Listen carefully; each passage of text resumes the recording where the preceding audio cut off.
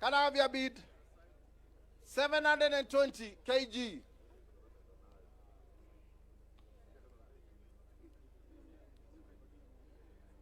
Can I have your bid? 700,000. 700,000 from Your Excellency, the President. 700,000 is a good try. 700,000. Butchers, where are you? You're being challenged. 700,000. 700,000. 700,000 item going for the first time. Butchers. Prime Cut, where are you? Prime Choice, Alpha Large. 700,000 for the President for the first time.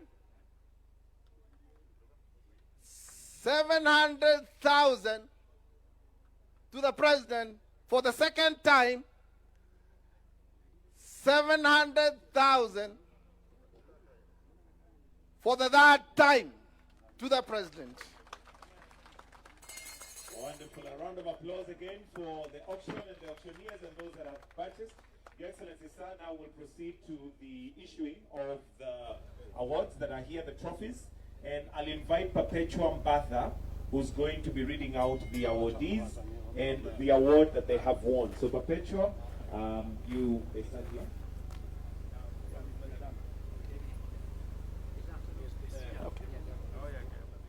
Thank you. Your Excellency, these are the Livestock winners 2025. Fat Stock category, Supreme Champion, the KFA Auctioneers Perpetual Challenge Cup, Kenya Seed Company. Kenya Seed Company, the Dairy Kettle, Ashire, the Cosmos Perpetual Challenge Cup, ADC Lanet.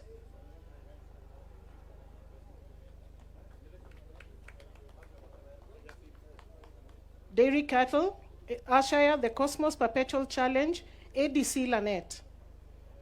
Sheep category, Dopa Champion. Sheep category, Dopa Champion, the Cream Smith Perpetual Challenge Cup, ADC Nye Complex.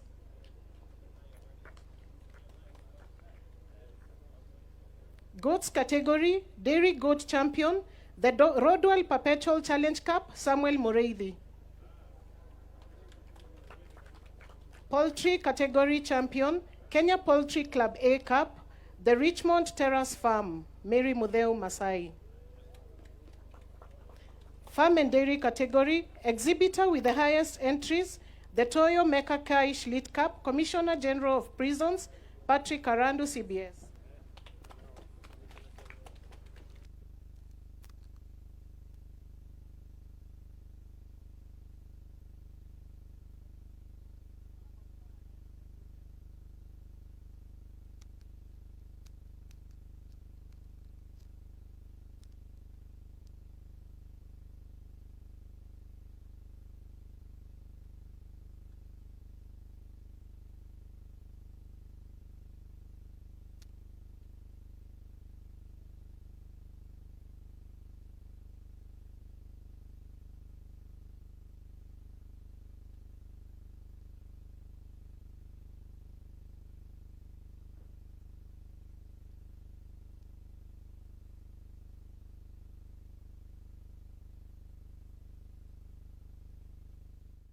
Best exhibitor at the YFCK Banda, Shadrach Kimalel Secondary School. Thank you, Your Excellency. Thank you, Excellency. That brings us to the end of this session. We'll now continue with the tour of... Today, we have come here to mark the 76th anniversary of the National Foundation Day of the People's Republic of China. We value, as Kenya and as Africa, the strong partnership that China has built with the African continent and African nations. Through the FOCAC arrangement, great strides have been made, spanning aspects of infrastructure and broad governance issues and technological transfer between the two, that is China and the African continent, and we think that this relationship has definitely yielded positive results for our two countries. I was one of the people at the Changsha session, and indeed the conversations there reflected a lot on the strong partnership between Africa and China. The second point I want to highlight is that as Kenya, something important is going on.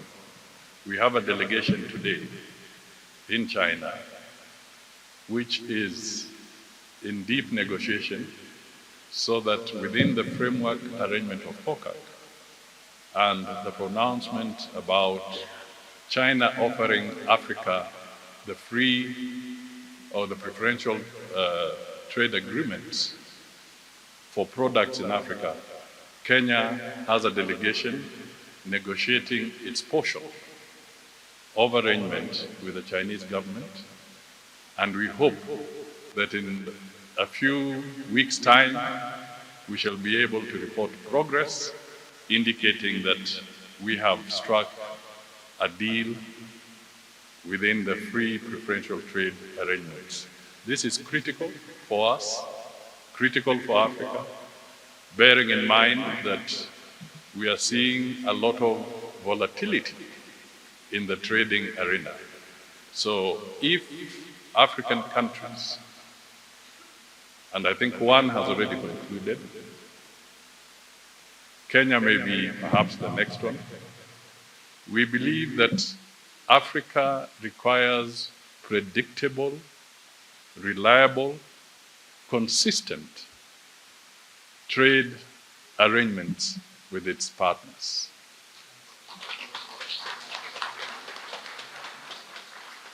The message is that we need to stop dependency on aid as a continent and start getting more into trade, building the Africa Continental Free Trade Area, working together. And therefore, it is upon us, both individually and collectively, to take more seriously any opportunities of consolidating trade arrangements with our developing partners. So the offer that has been presented by China to the African continent is extremely timely, and I encourage other African countries to take advantage of it within the FOCAC framework so that we can create a predictable, reliable, and consistent trade arrangement with all our partners.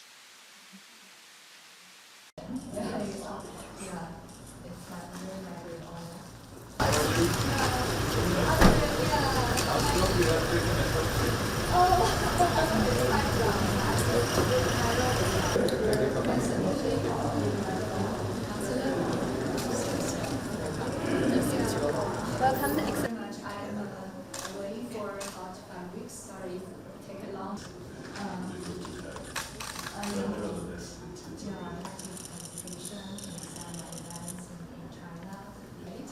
Your support to the GTI proposed by our President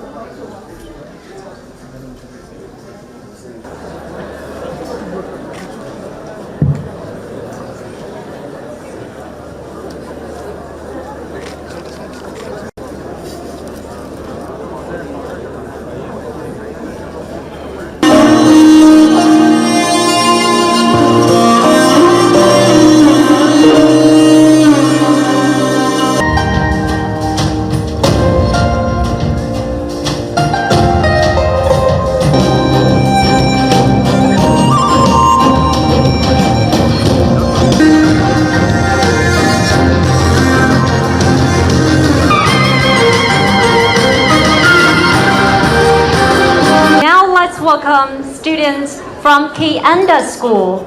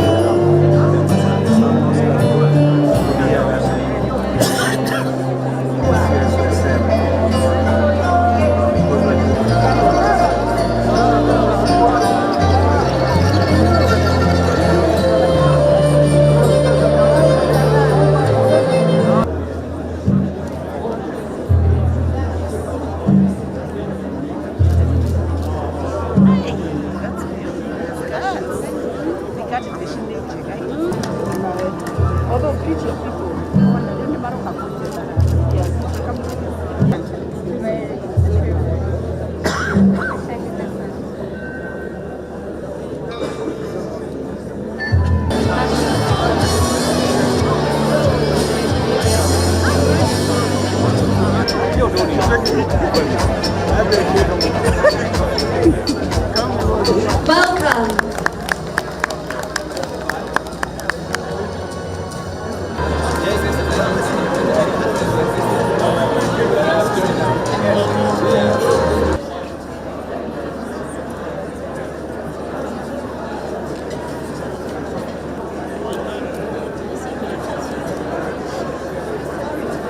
We welcome all of you to China and share the development opportunities together. Excellencies, ladies and gentlemen, over the 80 years after the victory of the World Anti-Fascist War and the founding of the United Nations, China has upheld multilateralism amid challenges and promoted a shared future amid changes. It's the right time for us to take stock of the past and envision the future. 80 years ago, the United Nations emerged from the profound lessons of war, which unleashed a new chapter in global governance. After 80 years, the trend toward peace, development, cooperation, and mutual benefits remains vibrant. Yet, the world today is overshadowed by the dark clouds of Cold War mentality, hegemonism, protectionism, and beset by constantly emerging risks and challenges. We gather at a time when the world has entered a new period of turbulence and transformation, leaving the global governance calling for new choice. From a vision of humanity's shared future, President Xi Jinping has put forward the Global Governance Initiative, the GGI, calling on all parties to stay committed to multilateralism, international rule of law, people-centered approach, real results, and join hands to build a community with shared future for mankind. Together with Global Development Initiative, Global Security Initiative, Global Civilization Initiative, GGI is another important public good that China contributes to international community, which offers timely answers to the question of where should humanity be headed, with wide recognition of the international community. China will always hold high the banner of peace, development, cooperation, and mutual benefits. China will always stand ready to safeguard world peace, contribute to global development, and preserve international order. China will always work together with all countries to promote a more just and equitable global governance system for a future of peace, security, prosperity, and progress.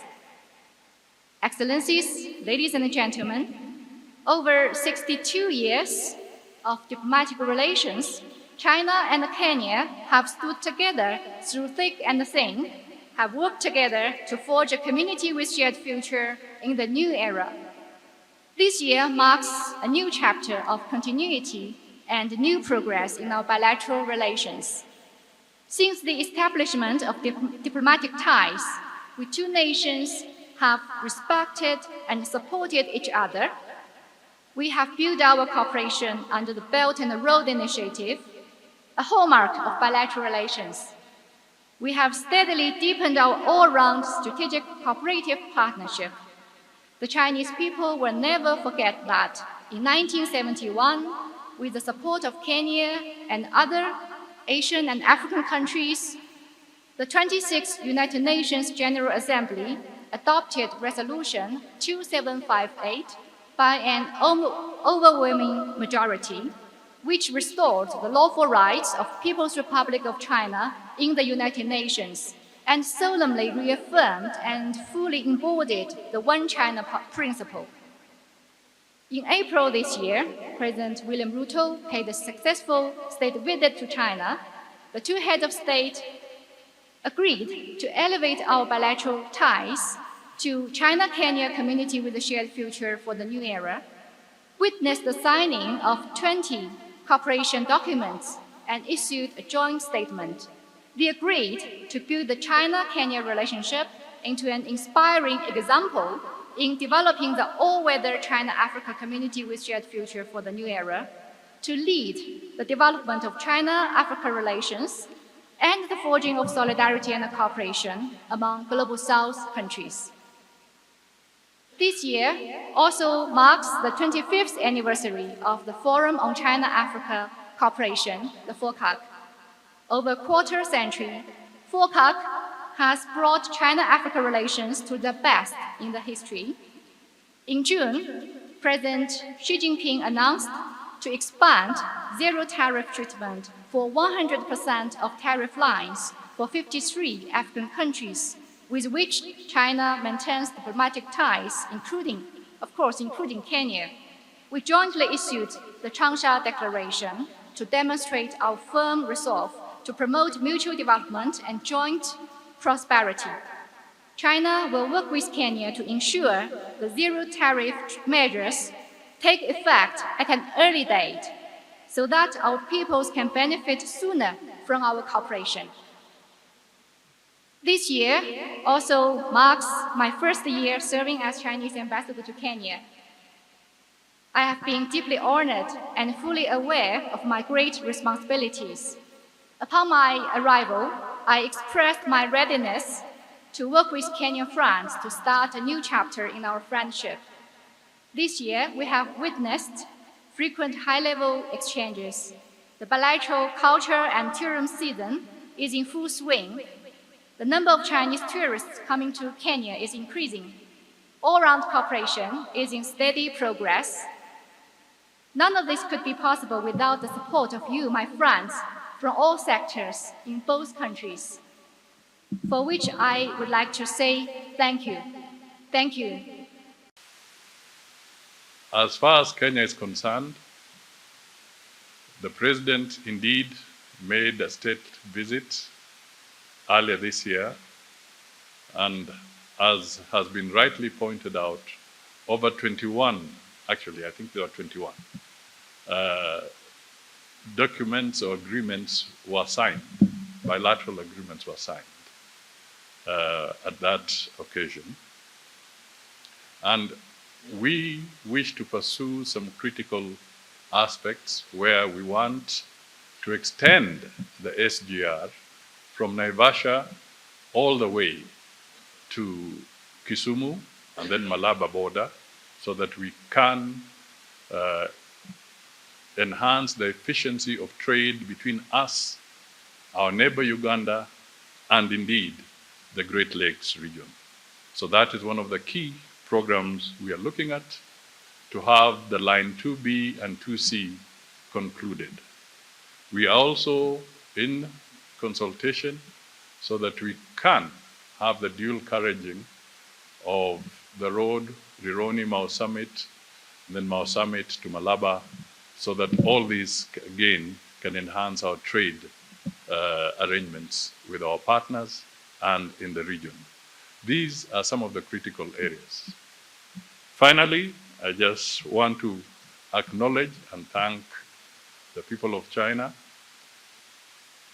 through the ambassador that with the kind of geopolitics we are seeing, the geoeconomics we are seeing, the geotechnologies we are seeing, the place for multilateralism is becoming even more important.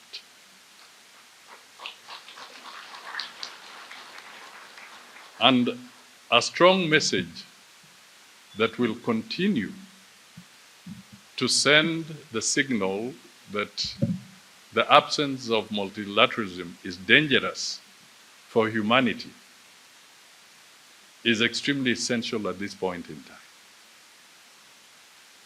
We will not be able to deal with the conflicts that we see if we disrespect or weaken or undermine multilateralism. Therefore, the position taken of consolidating and strengthening multilateralism, Your Excellency, is a shared position with the People's Republic of China, and we thank you for it. I will end there, but reaffirming that our partnership and our friendship is important, is solid, is growing, and we value it. On that note, Your Excellency, I think we should propose a toast. Please join us in a toast to the prosperity and the well-being of our great nations of China and Kenya, to our friendship which endures as Mount Kenya, and to the good health of my all distinguished guests and your families. Cheers. Cheers. Cheers. Well done. Thank you very much.